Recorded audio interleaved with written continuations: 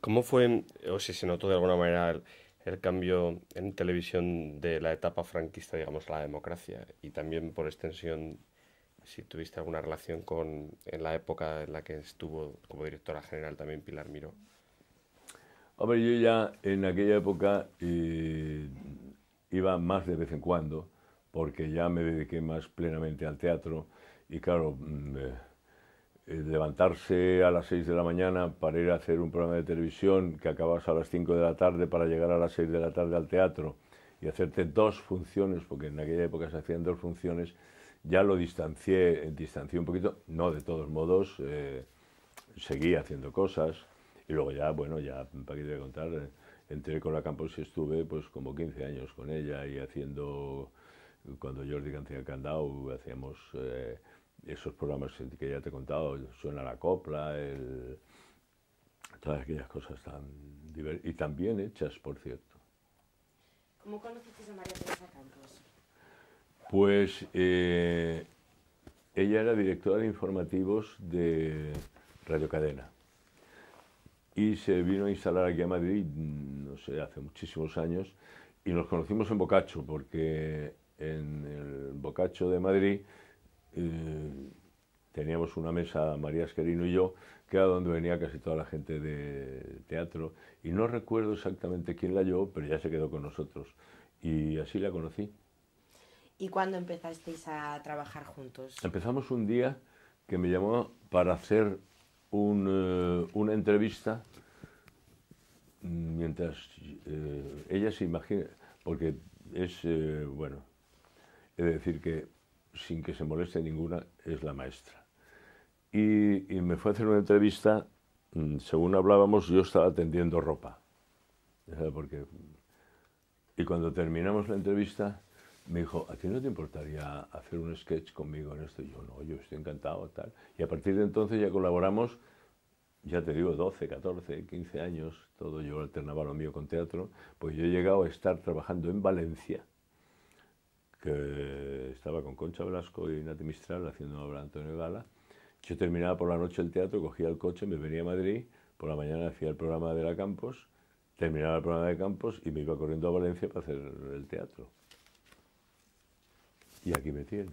¿Cómo vivías esa especie de, en el buen sentido, de esquizofrenia entre la televisión, que tiene su técnica, imagino, en Sí. programas de variedades, y el teatro? ¿Cómo lo convivías? Y también si nos puedes comentar un poco como actor, cómo te sentías en ambos casos, qué técnicas veías Hombre, diferentes, etcétera. la técnica del teatro, que es completamente distinta, es que tenías que decir un texto tal cual, interpretarlo, pero mmm, sin mover nada. Y en el programa de Campos te daban unos guiones que, por cierto, eran estupendos, pero fíjate si serían estupendos que estaban hechos de manera que tú podías sobre esos guiones improvisar lo que quisieras. Y esa era, digamos, el respiro que yo tenía con respecto al teatro, que por la mañana todo lo que se te ocurría y se te pasaba por la cabeza lo soltabas cuando te estabas con Campos, que ensayábamos un momentito nada más. Mientras ella se arreglaba en el camerino, yo me iba y empezamos a pasar el texto, pero eran textos estupendos de Arturo González, de montones de gente, pero muy bien, muy bien. Que es una pena que no se siga haciendo. Porque es que además es muy gracioso porque de ahí sacaron eso que tuvo luego tantísimo éxito que sacó José Luis Moreno, Historias de matrimonio, o no sé qué, matrimoniadas, o una cosa así, vino a salir de ahí. O sea, y lo último más divertido, que solo cuento porque ha pasado, que nos han llamado para participar en el cincuentenario de... ¿No cincuentenario? No, es menos. En el 20º aniversario de Telecinco y nos pidieron a Teresa y a mí que hiciéramos de Pepa y Abelino. Nos quedamos, como te puedes imaginar, nosotros que fuimos los inventores de eso, era además con un guión que os lo voy a contar porque es que no me cabía en la cabeza que nos pudieran dar eso. Estaba figuraba que estaba Teresa en bata y con los chichos cogidos, te lo imaginas, leyendo una revista y decía, ay, Isabel Pantoja, con lo guapa y la artista que es y el hijo tan descuidado que le ha salido. Y yo le decía, pues menos mal que tú no has tenido hijos, porque ni eres guapa ni eres artista. Empezaba por ahí.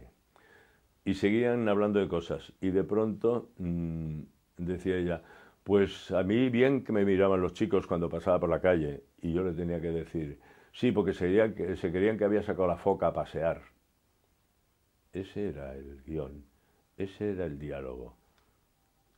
No se me saltaron las lágrimas porque digo, pero ¿cómo es posible? No por nada, sino que se les ocurra que a los inventores de ese programa, que lo hacíamos, nunca nos hemos dicho semejantes groserías, nos pidieran que hiciéramos eso como una gracia. Y yo te juro que tengo un sentido del humor para tumbar al que sea. Y me río de mí como el primero. Ahora, hay cosas que no se pagan con dinero y encima me parece que ni pagaban. O sea. Cuéntanos un poco tu trayectoria profesional vinculada a este trabajo que hacías con María Teresa Campos, ¿no? Porque fue primero Televisión Española, después Telecinco y después Antena 3. Un poco los cambios entre los programas, o era un poco la misma idea siempre. Era la misma idea de siempre, solo que cuando cambiamos a Telecinco ya no se hacía poesía, porque decían que no vendía, pero hacemos lo mismo. Y cuando cambiamos a Antena 3, en vez de hacíamos nuestra cosa también de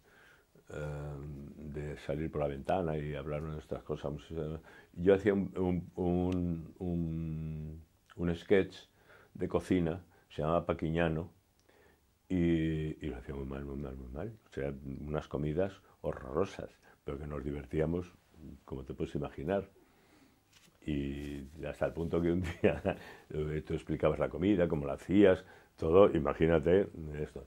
Y un día hago una cosa donde había puesto 4 huevos duros puestos así encima, lo metíamos en un horno, se cerraba el horno, ponían la receta y mientras tanto estaban los geos, como decía la Campos, con el plato ya hecho.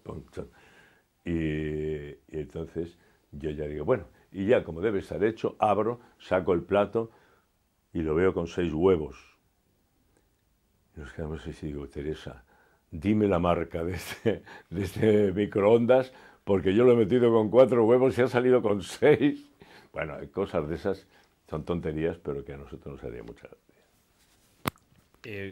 ¿Cómo crees que te has sentido más, digamos, incómodo, con la censura franquista o con la censura comercial de las televisiones actuales? Siempre era peor la franquista, porque la censura comercial, pues, bueno, más o menos, sabes y la censura franquista no solamente era la censura, sino la censura que tú te imponías para que no te dijeran nada a la censura. Luego era doble castración, de la que te castraban, más la que tú te castrabas para que funcionara la cosa. Y era, ya te digo, lo de la señora, allí podía llamar la señora de un ministro y te podía joder la vida. De un ministro, incluso de menos. Y en relación así con esta cosa, pregunta un poco más sociológica, ¿cómo ves más representada la sociedad española en la televisión de entonces o en las televisiones actuales? El espejo, digamos, que pudiera ser. Esa es una pregunta malísima. No me alegro que me hagas esta pregunta. Por eso lo hago. Porque la sociedad antes no se veía reflejada de ninguna manera, porque no había manera de reflejar la sociedad entonces. Y ahora está reflejada porque es lo que hay. Esto que vemos, o sea, estos programas que se ven, que son los de mayor audiencia, es lo que refleja la sociedad que tenemos. ¿O no? Muy inquietante, sí, la respuesta. Por eso, es terrorífico. Yo cuando alguna vez coincide que vas haciendo una obra de teatro estupenda y no va mucha gente, siempre piensas, no sé yo si formar compañía con Belén Esteban la próxima vez para que venga gente. ¿Es terrible o no? Sí. Bueno, vamos a hablar un poco de... Our society.